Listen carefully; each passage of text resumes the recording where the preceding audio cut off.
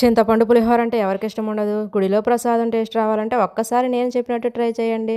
ముందుగా చింతపండును వేడి నీటిలో నానబెట్టేసి చిక్కటి గుజ్జును తీసుకొని రెడీగా పెట్టుకోవాలన్నమాట. ఇప్పుడైతే పోపు పెట్టుకోవాలి. ఆయిల్ వేడెక్కిన తర్వాత పచ్చిశనగపప్పు, ఆవాలు, మినప్పప్పు, వేరుశనగ గుళ్ళు, పొడవుగా చీల్చుకున్న పచ్చిమిర్చి, సన్నగా తరిగిన అల్లం ముక్కలు, అలాగే ఎండుమిర్చిని కూడా వేసేసి బాగా తాలింపునైతే వేగనివ్వాలి. ఇలా వేగుతూ ఉన్నప్పుడు కొద్దిగా ఇంగువను ఇంకా కరివేపాకు కూడా వేసేసి వేగనివ్వాలి. ఆ తర్వాత తీసి పెట్టుకున్న చిక్కటి చింతపండు గుజ్జును వేసేసుకోవాలి. అందులోనే ఒక స్పూన్ పసుపు కూడా వేసేసి మంచిగా ఉడకనివ్వాలన్నమాట. చిక్కబడాలి చింతపండు గుజ్జు. చిక్కబడిన తర్వాత ఆవాలు, మెంతులు హాఫ్ స్పూను వేయించి పొడి చేసుకున్నది వేసేసుకోవాలి. అలాగే చిన్న బెల్లం ముక్క కూడా వేసేసుకొని ఒక 2 నిమిషాలు ఉడికించిన తర్వాత స్టవ్ ఆపేసుకోవడమే. ఇంక ఇప్పుడు పొడిలాడుతూ ఉడికించుకున్న అన్నంలోకి తగినంత సాల్ట్ వేసేసుకొని మనం ఉడికించి పెట్టుకున్న చింతపండు గుజ్జు వేసేసి మొత్తం అంతా కలుపుకోవాలన్నమాట.